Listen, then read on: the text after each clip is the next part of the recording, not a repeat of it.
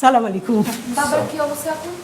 ভালো আছে, লিখতে বইছে। গ্যাসের ব্যথা আছিল তো, ওষুধ খাইয়া সাইডা গেছে। ওখন আবার গণপেশাল পাট্টা আছে। কি বলছো এগুলা? ডাক্তার সাহেব আপনি আসেন আসেন আসেন আসেন আসেন। বাবা কি তুমি ঠিক আছো? আমি তো ঠিক আছি, সামান্য গ্যাস্ট্রিকের ব্যথা। আর এই জন্য তুই একেবারে ডাক্তার ডেকে নিয়ে আসলি?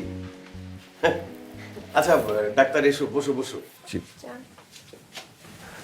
আমি তোমাকে তুমি করে বলে ফেললাম, তুমি তো আমার ছেলের মতোই নাকি? না না, তা তো অবশ্যই অবশ্যই তুমি করে বলবেন, কেননা আমি আসলে ঢাকা মেডিকেল কলেজ হাসপাতালে। এমবিবিএস পাশ করে এখন বিসিএস এর জন্য অপেক্ষা করছেন তাই তো? জি জি। তাহলে একটু কষ্ট করে চেকআপটা করিয়ে দিন। হ্যাঁ, তা তো তাই করি, করে চাই। পায়ে কি হলো? আরে এই তোর পায়ে রক্ত কেন?